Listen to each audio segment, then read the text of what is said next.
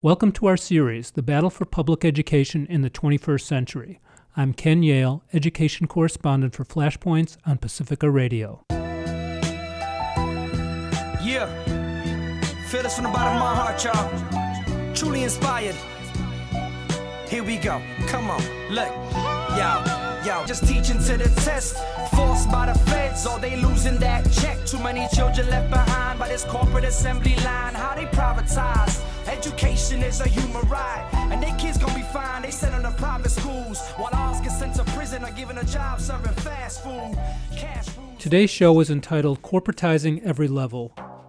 We'll explore how the same corporate agenda that dominates K-12 education is also targeting our colleges and universities. We begin at City College of San Francisco, which has been struggling with the Accrediting Commission to keep its doors open since 2012. Alan Fisher teaches English as a second language at Ccsf. He is the former president and an active member of the American Federation of Teachers Local 2121, a union that represents faculty at the college. He is also a member of the Save CCSF Coalition. We join him as he describes City College and its significance. It's a very large college, and it's quite different than most of the 112 community college districts around the state of California because it has an extremely large non-credit program, which is free. So we reach out to students who are second-chance students who didn't do well in high school or dropped out, and to students who are immigrants who need to learn English, students who want to learn a skill, either to get a job or for their own personal enrichment. There's an array of programs, courses, and services that reach out to people who have a hardship in life. And that's what makes City College so special. Almost half of the courses are these non-credit free to the public courses. Tell us what's been happening with the college's accreditation. The Accrediting Commission, known as the ACCJC, they took a decision to say they would close us down by July 2014. We're still functioning, and we're still open for students due to a court injunction because the district attorney of San Francisco filed a lawsuit against the ACCJC, as did our union, the California Federation of Teachers, together with our local. So the ACCJC itself has been put on trial. And the ACCJC is full of conflicts of interest, breaks its own rules, is a very secretive and unaccountable body. Now, the ACCJC is functioning, we believe, as part of this consensus among the political and economic elites of our state to downsize community college education. The community colleges, through its 112 districts, has served over 2 million students, actually almost 3 million. It has since lost approximately 800,000 students over the last several years. This is part of the disinvestment of public education and higher education that's been going on. The elites in our society, they have a consensus that they want to continue the disinvestment, but they want greater results in terms of providing the skilled labor that they want to have to serve their corporate needs. What are some of the powerful interests inside and behind the Accrediting Commission? Among the commissioners are people who stand to gain from some of the demands that the ACCJC is making. The ACCJC supported the Student Success Task Force, which is set up with funding and guidance from the California Business Roundtable and other corporate entities. The Business Roundtable is made up of approximately 100 CEOs of the most important and most prosperous multinationals in California. Student Success Task Force made recommendations in which colleges are supposed to prioritize younger, more qualified students who go full-time to college and can relatively quickly make it through the 2-year and transfer route. These forces change the mission of City College of San Francisco, making us take out cultural enrichment and lifelong learning. And they wanted us to take out also English as a second language and adult basic skills. These things are real important for low-income students. There are important educational technology interests that want to see more standardized education, and they want to see more technology. They want to lower employee wages to open up money for purchasing more software and computers and technology-related items that the college could invest in. The for-profit schools have a great deal of influence at the U.S. Department of Education. When the downsizing of the California community colleges, which are very large, happens, some of the students won't continue their education, but others will be driven into the for-profit school sector, which is more and more lucrative and is really greatly expanding in the last few years. Real estate interests are looking at the possibility of selling off some of the sites of City College for their purposes. So there's really a lot to say about the corporate connection to the attack and the downsizing of City College and also of the California community colleges. Now, there's a board of governors that basically oversees the community college system in California. Yes. So how did they respond to these recommendations? Well, one of the beauties of the California Master Plan that was adopted in 1960 was not only to grant free community college education to everyone who might benefit in the state, but also they set up all these local board of trustees elected by the local voters. This gives the community a lot of influence over the policies of each college. In July 2013, they suspended our elected Board of Trustees and put in its place what is called the Special Trustee with Extraordinary Powers. And he acts as a one-man rule. He's a czar, so he holds board meetings with himself, and he's paid more than $1,000 a day. He has been since 2012. So he can vote to indefinitely keep himself on as a special trustee with extraordinary powers. It's been extremely harmful to our students and to the whole community and the employees of City College. He can preempt the local board's ruling? Well, the local board no longer meets. It doesn't meet. Wow. And we did go through an election this fall, so we have a newly elected board, but the Board of Governors of the whole community college has determined that we would need 12 to 18 months before this elected board would be allowed to take place again. And we believe that until they get their hands on our real estate, until they satisfy their goals of downsizing the college, and we've lost 26,000 students, about 25% of our student body is gone, then until they finish the job, they don't want the elected Board of Trustees to come back. Wow. And is this happening at other community colleges? Yes, many, many community colleges, up to perhaps 25% in California, have been sanctioned by the ACCJC. One has been closed down, Compton down in L.A., and others have been put on a show cause. In 2008, they set up a very strict 2-year rule that colleges who are sanctioned only have 2 years to satisfy their deficiencies. Meanwhile, they've been very lenient with the for-profit schools. How have people responded to all of these attacks? There has been a tremendous response. We formed the Save City College Coalition. We organized big demonstrations, up to 2,000 people, working together with our union, Local 2121. The lawsuits were brought on. At first, the local elected politicians were not sympathetic to us, but now they've been exposed so much and there's been so much resistance that almost all the local elected officials, except for Mayor Lee, have come out strongly in support of the Save City College resistance. But we're going to continue to fight back, and we're strong. And if anyone wants to connect with us, we have a website, www.saveccsf.org. Part of the corporate education agenda at the K-12 level is very much about attacking teachers' unions. I'm just wondering if any kind of similar attacks on unions are operating at the college level. Absolutely. When the ACCJC came to City College, they criticized our union. They criticized our contract. They said that we were too kind to our part-time faculty.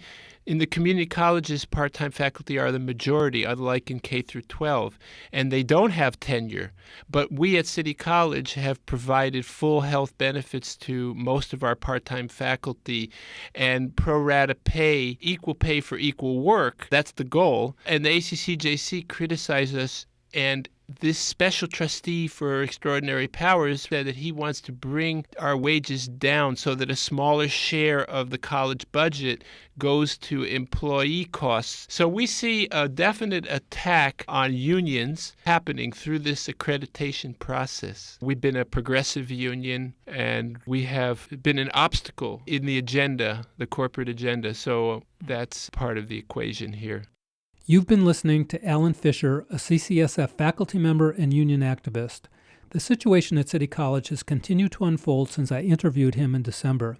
The ACCJC had originally planned to terminate City College's accreditation in July 2014. CCSF's appeal is still pending. Meanwhile, the Accrediting Commission granted what it calls restoration status toward the end of last year after public pressure and a court injunction. CCSF now has 2 years to come into full compliance with the Accrediting Commission standards, but these standards are stricter, and there is no right to appeal if the accreditation is terminated. A court is now requiring ACCJC to provide evidence for any deficiencies it cites, but activists say the problem is that they will still ultimately be judged by a biased accrediting commission. Now we'll shift our focus to the university level and speak with 2 professors who are longtime social justice activists. Rick Ayers is a professor in teacher education at the University of San Francisco and a founder of the Communication Arts and Sciences School at Berkeley High. His brother Bill Ayers is a retired professor of education and senior university scholar at the University of Illinois at Chicago. You'll hear Bill Ayers first from Chicago, followed by Rick Ayers in Berkeley. I asked them about the parallels between the corporate agenda at the K-12 and higher education levels. Parallels are stark and striking and frightening. One of the places where freedom and questioning and critical thinking still exists is higher education, and higher education is under pretty sustained attack from the same forces, so that you find even in prestigious universities, the business schools doing very well and the humanities doing very poorly, because the humanities are where questions are asked. And so again and again, we see the drive for the bottom line. University presidents are primarily full-time fundraisers. We see the expense of education going up, so that kids graduate just with killing debt on their heads, rather than, and what we ought to be demanding, is free higher education for all. Everyone should have access, be able to further their studies, and it shouldn't cost a thing. But that's not the direction we've been going on. It's becoming privatized in the same ways that the public schools are becoming privatized. University of Michigan is only a public university in name. It costs $30,000 to go there. In Illinois, I know for a fact that they would rather have out-of-state students than in-state students, foreign students, rather than American students, and the reason is they pay higher tuition. It's a bean-counting game. The attacks are also taking the same form as they have with K-12, including the idea of having tests you have to take to get out, or tests that rank how well the college taught certain facts. Another thing that's coming in to undermine the university culture, which is a culture of questioning and exploration, is that in a lot of universities now they're trying to create a way that you can get your bachelor's degree or master's degree through a series of competencies. You study something online for a while and take a test, and you've got that competency. And once you rack up 60 competencies, you get a degree. So the idea of a community of scholars, the idea of inquiry, is out the window in favor of preset knowledge. This is contested space, just as it is in K-12. We haven't given up the ghost, nor have we exceeded all these things, but this is a serious, sustained tendency in higher education, and it's something we have to resist. Just like in K-12, the reduction of education to a testable, knowable kind of result, the attack on any collective voice of the faculty, which is increasingly undone everywhere, the reliance on adjuncts who are underpaid, under-resourced, underappreciated, all of this is part of the same tendency. And we have to remember, when there were the struggles like at San Francisco State for ethnic studies, it was also a struggle for open admissions. It was right. not for affirmative action. It was No. open admissions. You want to come to the school? Come on in. And that's how it is. Same with City University in New York. Yeah, Same struggle. open admissions, which now we've given up on. But I actually think No. we should get back to that. Now, let's not give up on it. This is a part of the contested space, is framing the issues properly. The other thing I would just want to say, the attacks are very similar. They're being resisted in very similar ways. The corporate agenda has not won. It's very dominant, but it has not won. But it also includes an attack on intellectual freedom. And so we see, again, at the University of Illinois, the firing of Stephen Salaita, who was offered a tenured position, associate professor position. He gave up his position in Virginia. His wife gave up her position. They bought a house in Champaign, and the Board of Trustees took away his appointment because of things he had said against Israel during the bombing of Gaza. That's an outrageous attack on freedom of speech, freedom of inquiry, and that's going on everywhere. Let's reflect more on Bill and Rick Ayer's suggestion that higher education should be free and accessible to all. Does that sound unrealistic in today's world?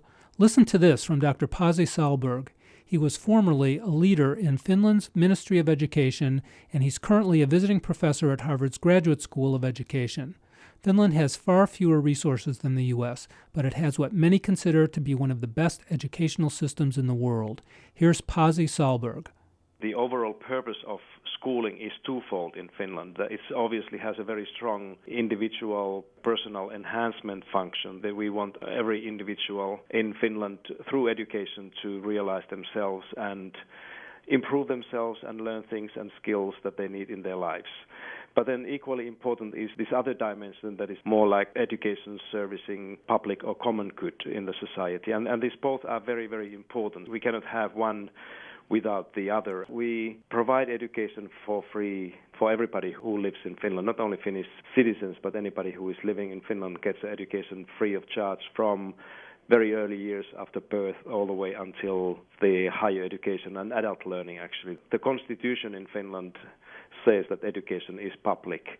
That indicates that education has a very strong social justice and common public good function in the society. So we want to include everybody into the school system. If we look at the higher education in Finland, that many people often find it surprising that the country, a nation, can provide free of charge higher education, university education to all citizens. Higher education, for example, in Finland has a different purpose than in many other countries where higher education is more meant for kind of a minor part of the society and for the elite, if you wish, whereas the other part of the population then needs to look for other opportunities to be successful. So education in Finland is a fairly inclusive, it's a publicly funded public service for everybody, where having private schools or option for parents to choose private education doesn't exist because it's illegal against the current legislation. We'll leave it there for today. Our past 5 shows have outlined the corporate education agenda and its impact. Today we saw how their strategy for higher education mirrors what's being implemented in many K-12 public schools. Privatize and corporatize, raise standards without the resources and support to achieve them, narrowly define tests and curriculum, attack ethnic studies and critical pedagogy, drop scores, close schools, blame the teachers, blame the unions, expel the students and the families, take over for profit with little accountability, rising debt, falling opportunity, growing inequity by race, class, and gender, wrap it all in the co-opted rhetoric of progressive reform. But as today's guest said, this is contested space, and the battle is on. Another education is possible, another world is necessary, and it's happening. That's where we're going for the 9 shows left in our series. Next week we'll head deep into the paradigms of social justice education. Many thanks to today's guests for sharing their profound insights and wisdom. Alan Fisher, Pasi Sahlberg, and Rick and Bill Ayers. Check out the Flashpoints website at flashpoints.net to hear all the programs and the full interviews used to make them. For Flashpoints on Pacifica Radio, I'm Ken Yale. The executive producer of Flashpoints is Dennis Bernstein. Technical director is Mike Biggz.